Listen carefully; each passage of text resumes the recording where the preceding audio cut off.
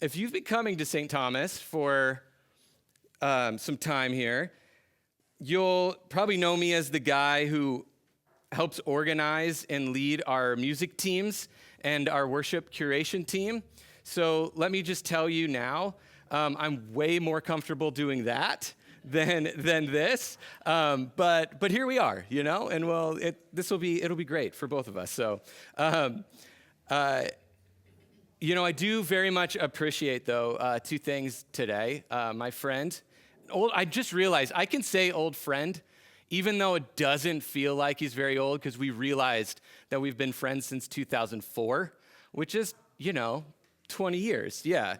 So Josh Erickson is helping us out today, leading us in music. He works with Church at the Park. You guys may know him from there. And how long has it been since you've led music, Josh? Like up here? Been a bit, okay. Yeah, no, thank you so much for helping us out and leading us. And I also appreciate that Matt asked me to speak in the middle of this particular sermon series because it's a topic that I'm passionate about and something that I get to do here all the time alongside of you guys, and that topic is on worship. That's our current sermon series that Matt is in. And my understanding of worship and what it includes and what it impacts and you know, what all of that entails, it's shifted for me over time. It's changed quite a bit. It's evolved pretty dramatically, along with my faith. But before we jump into a quick review, let me ask you a question. I want you to sit in for just maybe a second here, and that is, do you feel like you brought your whole self today?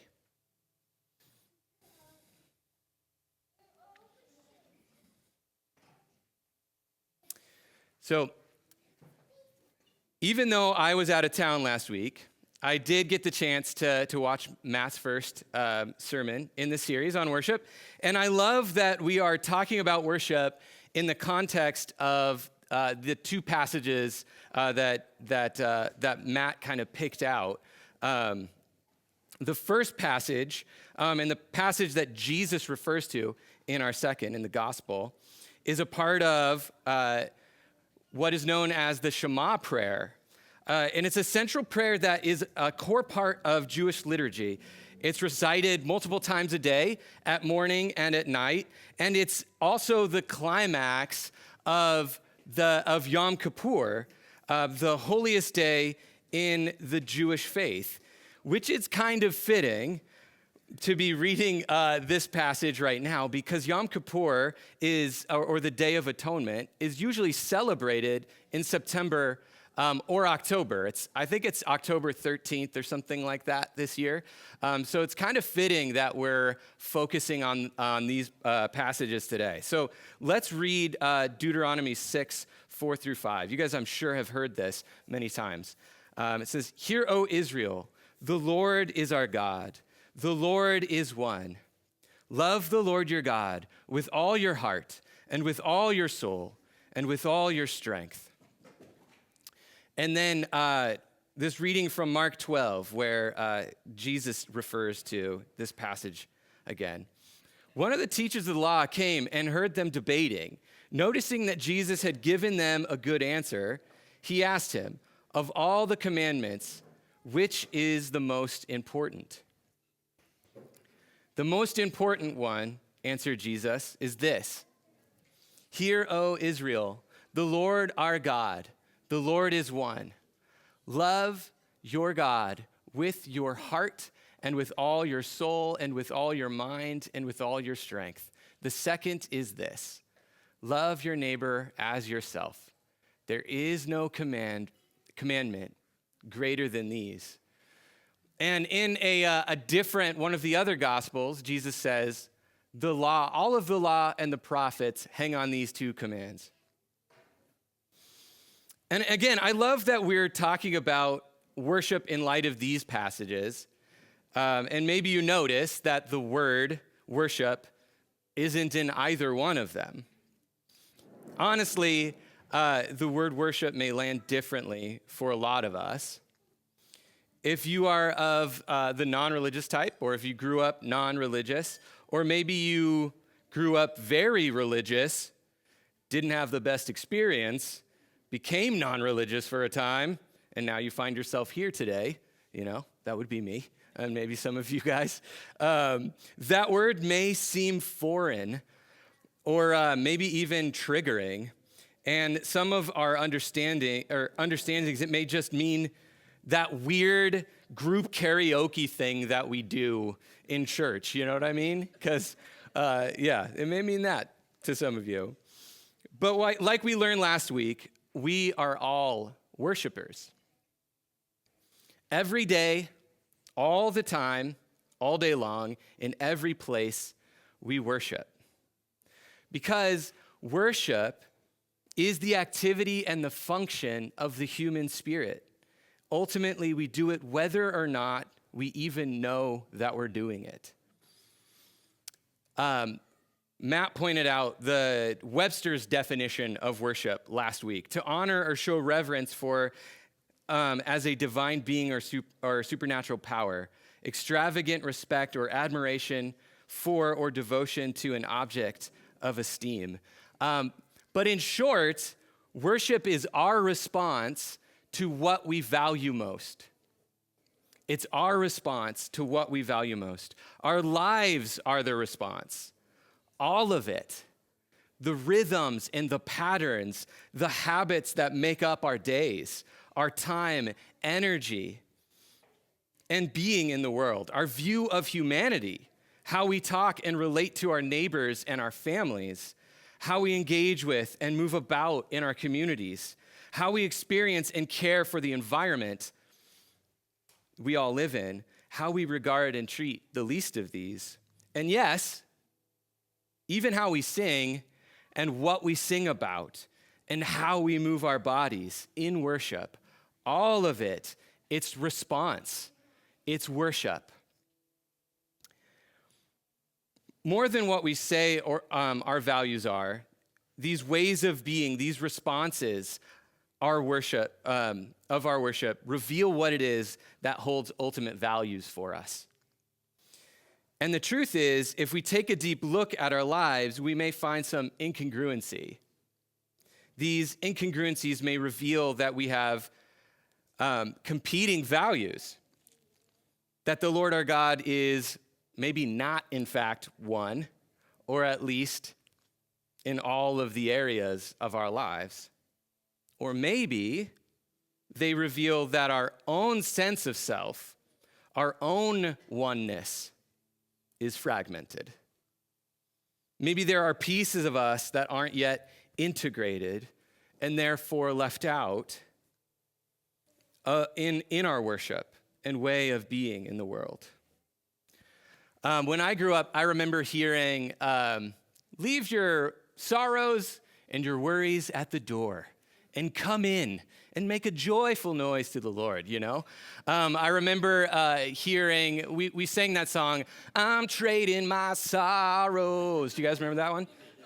I'm laying them down for the joy of the Lord, right? So there was this sense that we got from those songs, from that idea of leaving our worries and our doubts and our sorrows, that we couldn't bring our whole self in, that there were parts of us that we had to leave out, that we had to deny or push down, that our whole self was not welcome here. So I amplified those parts that were acceptable to bring and worked hard at leaving out or pushing down the parts that seemed uncomfortable or that, I heard as those things were bad. One thing I very much appreciate about the stories found in the Bible is how real all of them are. How they, are stories of people that are really messy in their offering of worship. We see stories in the Bible of people that, yes, they bring their joy, their gladness, their triumph, their thanksgiving, their awe, their wonder, and their hope. Yeah, I mean, that's all there. But there's a lot of stories where,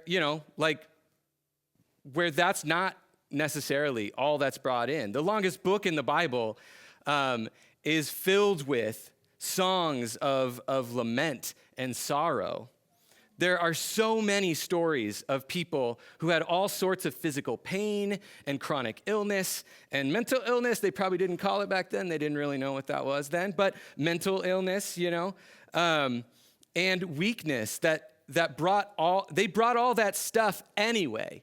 I mean, you look at Abraham and Moses and Paul and their life spent in worship, and they brought it all. And it impacted their entire communities for generations in incredibly beautiful ways. If there's one thing I know for certain, it is that love is the kind that Jesus taught, lived, and died for, is miraculously transformative. And there is an incredible kind of holy alchemy that happens when we offer every part of ourselves. Maybe even especially the parts we'd rather leave at home. I think let me practice this. If I'm honest, one of the parts that I brought today, it's probably seen in my movements and voice, is a little bit more anxiety than I normally bring into this space. It's a little bit more worry, but I'm bringing it. It's here. And for some of you, I mean, you could probably identify if you sit with that thought. Did I bring my whole self today? Parts of you that maybe you left at home or tried to leave outside the door, or really maybe don't want people to see here, or you don't want to offer those as a part of your worship. The angry part of me has always been a hard one for me to acknowledge and allow into my offering to God. But the thing I love about the Bible is that we get to see people bringing every part of who they are in worship as an offering. And Jesus himself, right? I love that story of Jesus' offering of anger that he brings. His worship in anger that he brings at the temple. If you guys know that story, where Jesus is sitting in the temple and he's looking around at what is happening, at how people are being exploited, at how the religious leaders and teachers had just completely made this mockery of what that space was all about. And he was like, I kind of wonder, because it says he started fashioning a whip. I kind of wonder if he knew it was a whip when he first started fashioning it. Because when I get angry, I'll sometimes, I have fidgets that I play with. I'll grab something and I'm crinkling it. And I'm like, oh, wow, I've been angry. This piece of paper is really crinkled.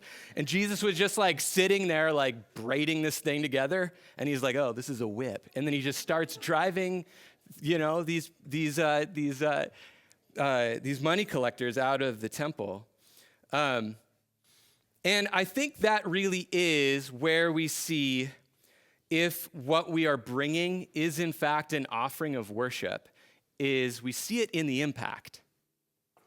The impact of our worship reveals the object of our worship. Jesus' offering of anger was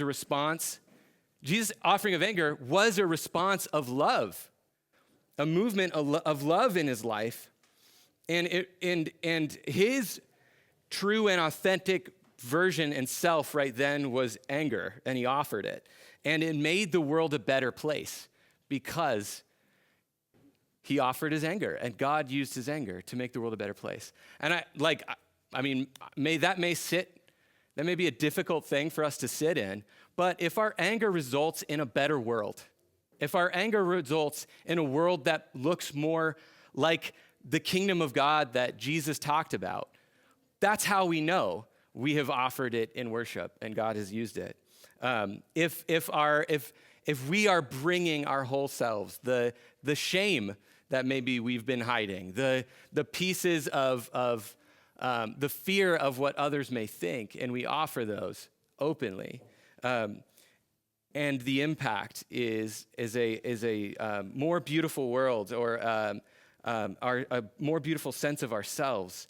If it reveals the image of God in us, ourselves, or in others, or our community, that's how we know that we have that we are worshiping God with our whole selves.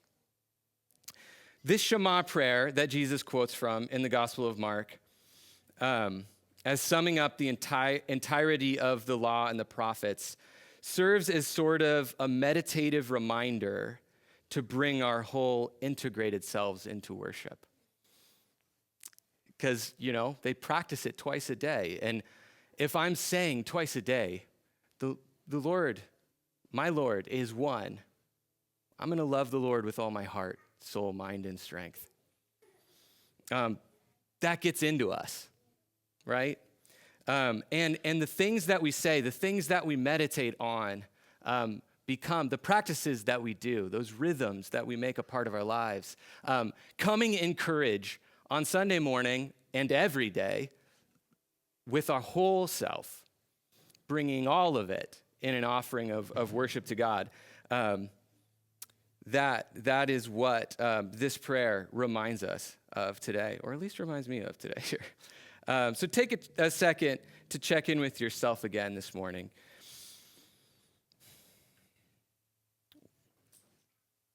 If you didn't bring your whole self today, what part did you leave outside the door? It may be different for each of us. Some of us are far better about being able to express in this space, and I think St. Thomas collects some of us like this, and people who it's more comfortable for us to offer our doubts and our anger and our lament. And sometimes, as the guy up here that leads music, I almost feel awkward and weird expressing my joy and gladness and my exuberance, my wonder and awe, which is a little strange. And so for some of us, maybe the challenge is taking that up again, right? For some of us who have left and find ourselves back, it's taking up that joy and expressing that hope and that gladness. And for others of us, maybe it is the anger and the doubts that we need to bring. But yeah, I hope there was maybe a challenge in this somewhere today. So yeah, what does Matt say? I don't know his rap here.